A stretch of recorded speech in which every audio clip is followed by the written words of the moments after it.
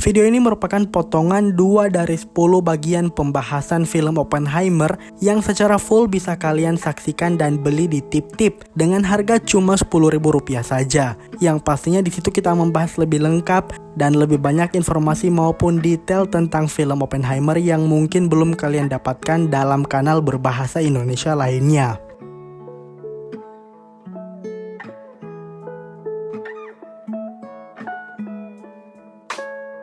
Christopher Nolan mungkin pernah membuat film superhero, tapi baru kali ini dia membuat film biopik yang bisa kita katakan sebagai epic biopik mengingat Nolan yang membuatnya. Lalu kenapa sosok Oppenheimer ini sangat menarik untuk diceritakan, bahkan oleh Nolan sendiri?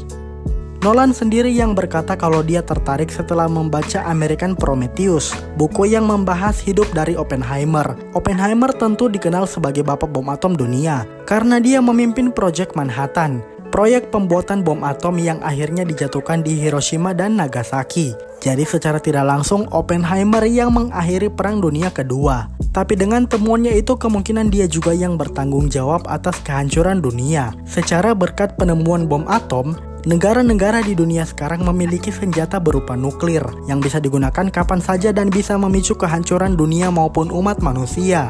Merupakan sosok yang menarik karena dia justru menyesali perbuatannya. Di sekitar tahun 1965, Oppenheimer pernah berkata, "Aku telah menjelma sebagai kematian, penghancur dunia." Kalimat legendaris yang menggambarkan dia tahu kalau dunia ini bisa hancur karena ciptaannya yaitu bom atom. Kalimat tersebut diambil dari kitab kuno Bhagavad Gita yang sedang menceritakan momen pertemuan Dewa Wisnu dan Pangeran Arjuna.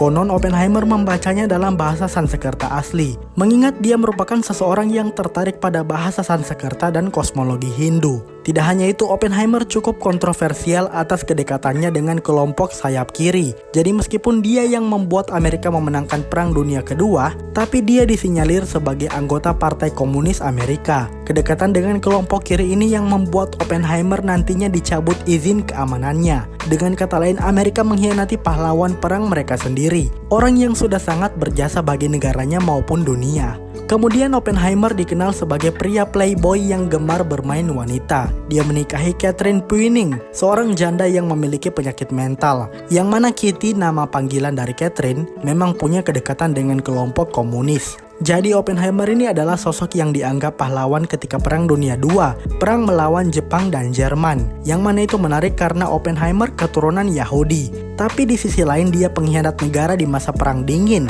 karena dicurigai dekat dengan kelompok komunis yang tidak lain adalah Uni Soviet, rival dari Amerika di masa itu. Maka dari itu, tanpa menambahkan banyak drama, kisah hidup seorang Oppenheimer memang sudah kompleks dan menarik sejak awal. Bahkan orang ini bisa dikatakan lebih penting bagi keberlanjutan umat manusia dibandingkan siapapun ilmuwan di masa itu, bahkan Albert Einstein sekalipun.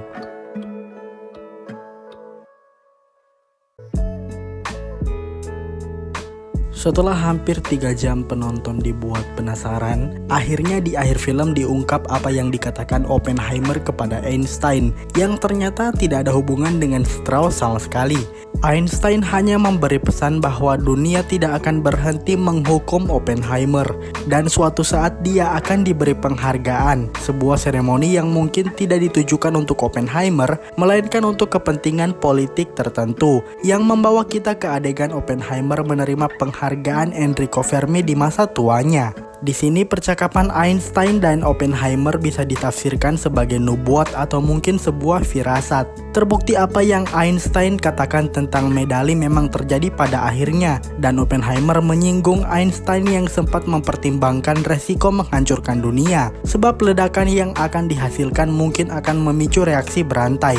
Walaupun tidak terjadi sama sekali, tapi pertanyaan ini bisa menakutkan ketika kita tahu di masa sekarang atau di masa depan hal seperti ini bisa terjadi dan dunia mungkin akan mengalami kehancuran. Sehingga Oppenheimer berkata di masa jauh sebelum proyek Manhattan dilakukan bahwa dia percaya mereka sudah menghancurkan dunia. Kita bisa melihat sudut pandang moral Oppenheimer selama film berlangsung. Dia merupakan seorang Yahudi yang tahu kekejaman Nazi, sehingga dia percaya Amerika harus menggunakan bom atom untuk menghentikan Nazi. Itu tercermin dari dia yang tidak mau ikut tanda tangan dalam petisi yang diajukan Szilard dan Einstein menentang peluncuran bom atom. Oppenheimer percaya dibandingkan Nazi masih lebih mending Amerika yang punya kontrol atas bom atom. Dia tidak setuju dengan pendapat Einstein tentang membagikan bom atom dengan Nazi, sehingga itu bisa mencegah kedua pihak meluncurkan bom karena kedua pihak akan tahu dampak apa yang bisa dihasilkan. Tapi di lain sisi, Oppenheimer cukup bersimpati dengan korban bom atom. Dia memiliki ketakutan bagaimana justru Amerika dan teman-temannya yang nanti akan jadi korban.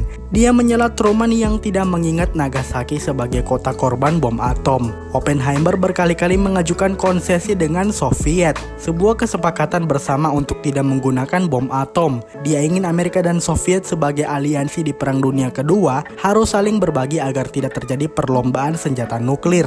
Yang sayangnya ketakutan Oppenheimer akan hal tersebut terjadi di dunia nyata. Maka dari itu Oppenheimer menentang pengembangan bom hidrogen, bom yang akan punya dampak lebih besar dan menimbulkan kehancuran lebih parah dibandingkan bom atom ciptaannya. Sebelumnya Oppenheimer juga menyarankan bom tidak dijatuhkan dengan pesawat, yang mana saran itu diabaikan, yang membuat dampak bom atom Hiroshima lebih besar daripada uji coba Trinity. Namun Oppenheimer yakin ilmuwan tidak bertanggung jawab terhadap kehancuran yang ada. Dia yakin mereka hanya menciptakan, dan seperti pisau yang bisa digunakan memasak tapi juga bisa digunakan untuk membunuh, Oppenheimer percaya yang akan bertanggung jawab adalah pihak militer, pihak yang menggunakan bom atom. Meskipun setelah bom atom dijatuhkan dia merasa tangannya dilumuri darah, yang nanti akan disanggah oleh Truman bahwa orang-orang Jepang hanya mengingat pemerintah Amerika dan tidak Oppenheimer. Sampai-sampai Oppenheimer disebut cengeng olehnya.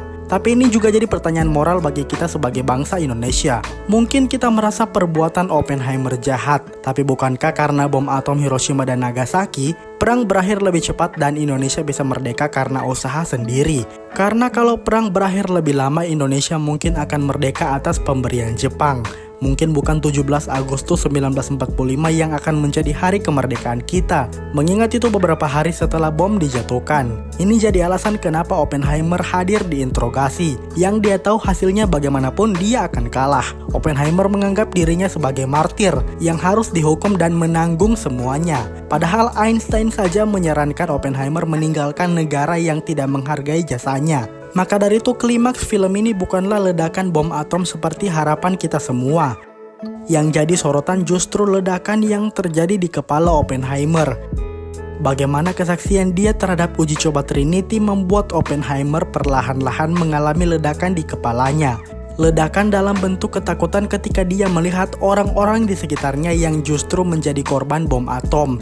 Ibaratkan Prometheus yang berjasa mencuri api dari para dewa lalu diberikan kepada manusia, Oppenheimer merasa pantas dihukum seperti Prometheus. Dia tetap menerima penghargaan di masa tuanya, walaupun Einstein sudah mewanti-wanti dia kalau itu bukan untuk dirinya. Justru dia hanya merasa sebentar sebagai pahlawan, karena lagi-lagi bagi Oppenheimer, hukuman yang dia dapatkan tidak seberapa dibandingkan konsekuensi dan dampak dari apa yang dia ciptakan. Itulah J. Robert Oppenheimer, seorang pahlawan yang nanti dianggap sebagai penjahat bagi negaranya sendiri, seorang pencipta yang membenci ciptaannya, seorang Amerika yang dekat dengan komunis, serta seseorang yang akhirnya menyuruh istrinya untuk tidak memasukkan spray ke dalam karena yakin di akhir hidupnya dia sudah dikalahkan.